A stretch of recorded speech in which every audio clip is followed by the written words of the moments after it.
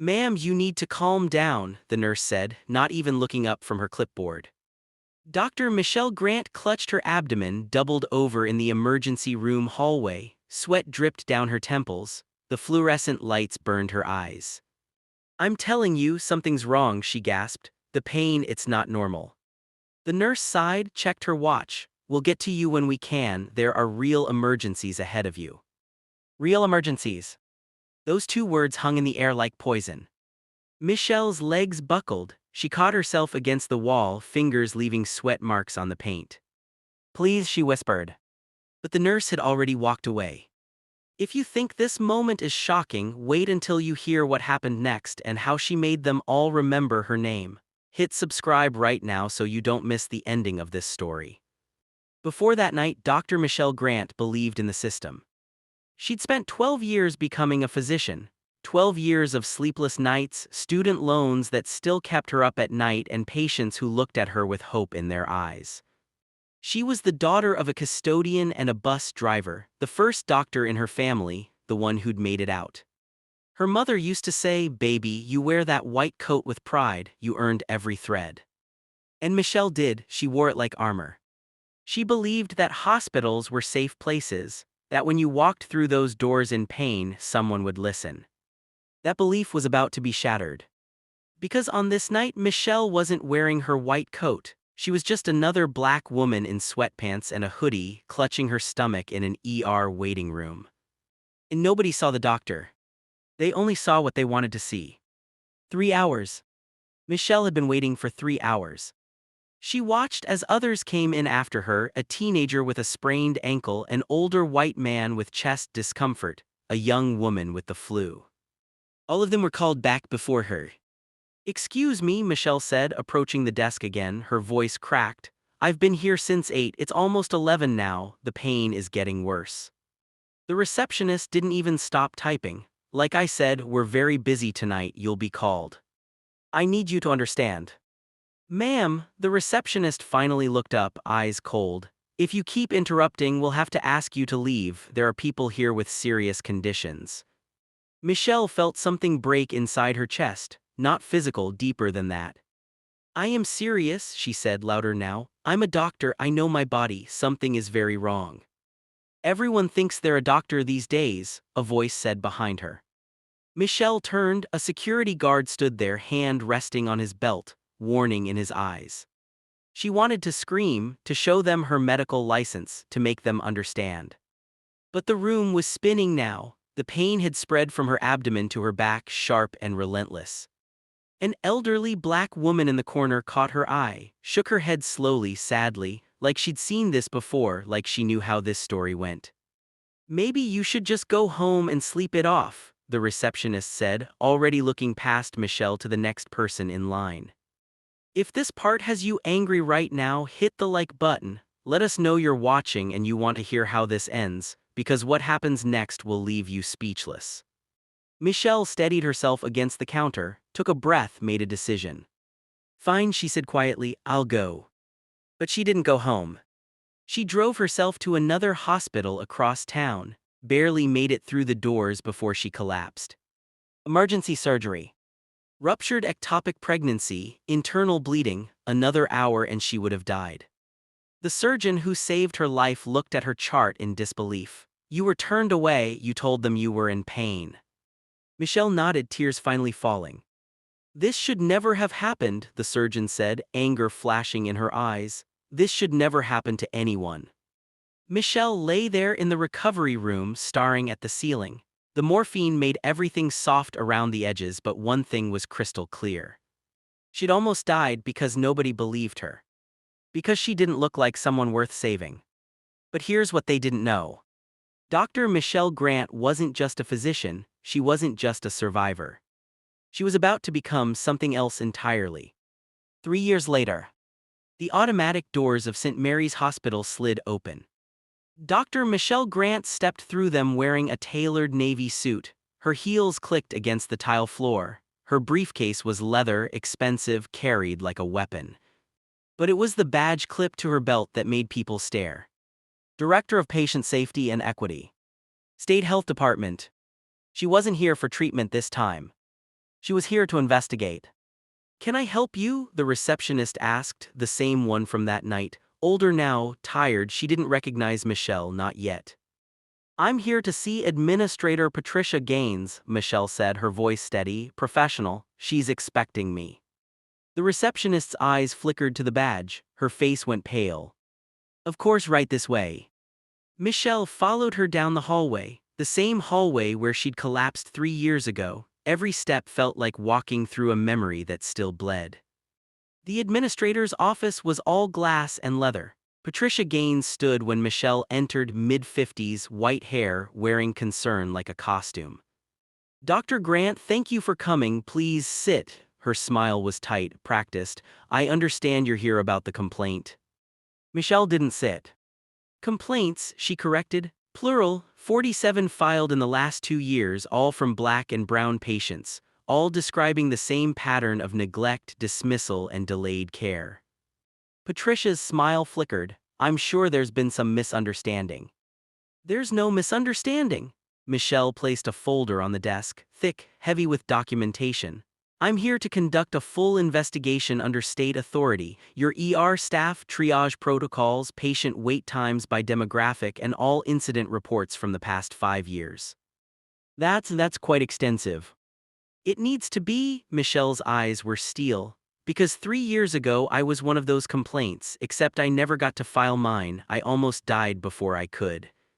The color drained from Patricia's face. I'm sorry, what? August 14th, 3 years ago, I came to your ER with severe abdominal pain. I waited 3 hours, I begged for help, and I was told there were real emergencies ahead of me. Patricia sat down slowly, like her legs had stopped working. I had a ruptured ectopic pregnancy, internal bleeding. I drove myself to another hospital and collapsed at their entrance. Emergency surgery. Another hour and I would have died.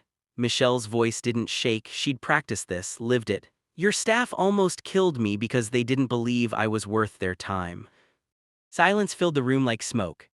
Dr. Grant, I don't know what to say. You don't need to say anything. You need to give me full access to your systems, now. Patricia nodded, hands trembling as she reached for her phone. But Michelle wasn't done. And I need to speak with your ER staff, starting with the nurse who turned me away. The ER break room was small, fluorescent, smelled like old coffee and resignation. Nurse Angela Winters sat across from Michelle, arms crossed, defensive. She was in her 40s, blonde hair pulled back, eyes that had seen too much and felt too little. I don't remember every patient, Angela said. We see hundreds. August 14th, 3 years ago, a black woman, sweatpants and a hoodie. She told you she was in severe pain. You told her to calm down. You walked away. Angela's jaw tightened. That was you. Michelle said nothing, just waited. Look, we were slammed that night. We're always slammed. I have to make judgment calls about who needs immediate care. And you judged wrong. I did my best with the information. I told you I was in pain. Michelle's voice cracked through the room like thunder. The professional mask slipped for just a moment. I told you something was wrong. I begged you, and you didn't believe me. Angela looked away, her hands gripped the edge of the table. You know what the worst part is? Michelle continued, softer now, deadlier. You're not a bad person, you're not evil, you just didn't see me as human enough to trust, didn't see me as someone whose pain was real. That's not fair. Isn't it? Michelle opened another folder, slid papers across the table. Because here are 47 other complaints, other black women, other brown women, all describing the same thing you did to me, the same dismissal, the same deadly assumption that we're exaggerating, that we can't accurately describe our own bodies. Angela stared at the papers, her hands started shaking. The medical literature calls it racial bias in pain assessment, Michelle said. Studies show that medical staff consistently underestimate pain in black patients. They literally believe we feel less pain than white patients. It's not conscious, it's not intentional, but it kills us anyway. A tear rolled down Angela's cheek. I didn't know.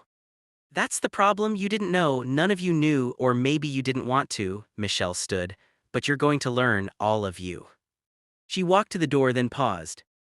I'm not here for revenge, Angela. I'm here so the next woman who walks through those doors in pain doesn't have to almost die to be believed. I'm here so you see her, really see her. Angela's voice was barely a whisper. What do you need from us? Everything, Michelle said. Full cooperation, mandatory bias training for all staff, new triage protocols, community oversight, and if anyone refuses, she met Angela's eyes, I will shut this ER down myself. 2 months later, St. Mary's Hospital looked different. Not physically, but the air felt different, heavier, accountable. Michelle stood in the conference room addressing the entire ER staff. Doctors, nurses, administrators, all of them required to be there. I know some of you think this is an attack, she began. It's not, this is an intervention, a necessary one. She clicked to the next slide, statistics, numbers that didn't lie.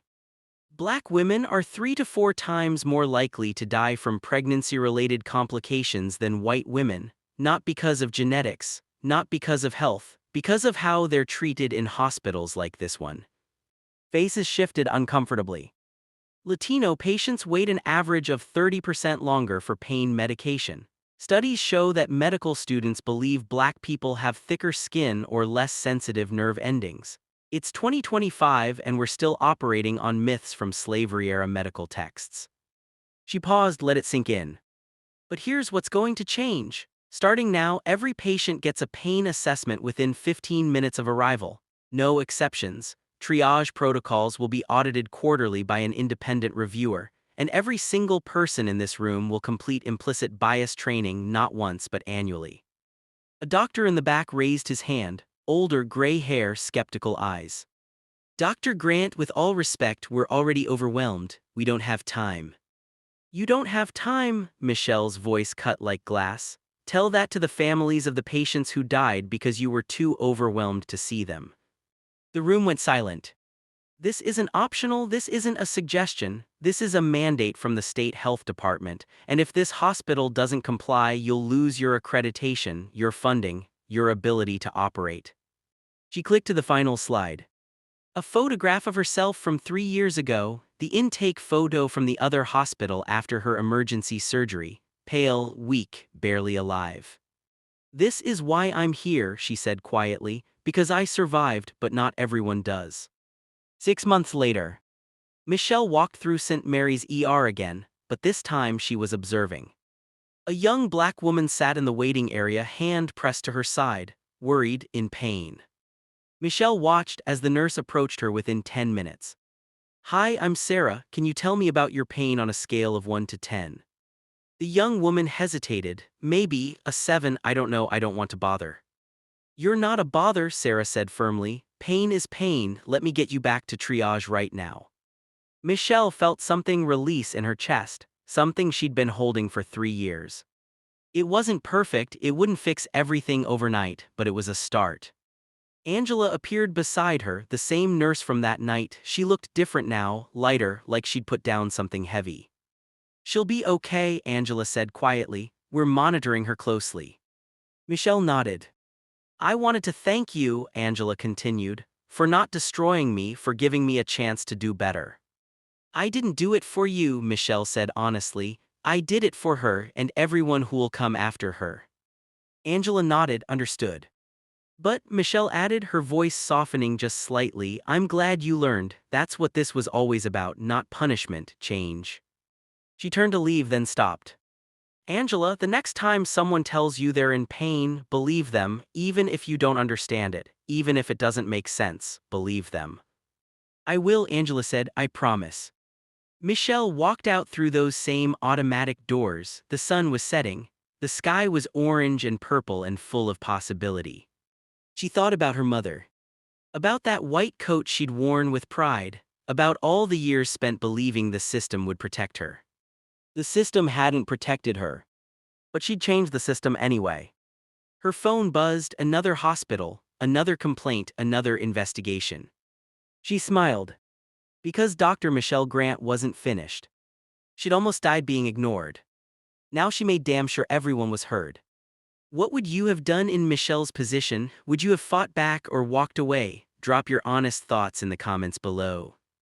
This story is based on the real experiences of countless Black women in healthcare who aren't believed when they say they're in pain. If this moved you, hit subscribe because tomorrow we're bringing you another story that needs to be told. Stories that matter, stories that change things. And if you know someone who needs to hear this, share it with them. Because sometimes the most powerful thing we can do is make sure someone feels seen. See you in the next one.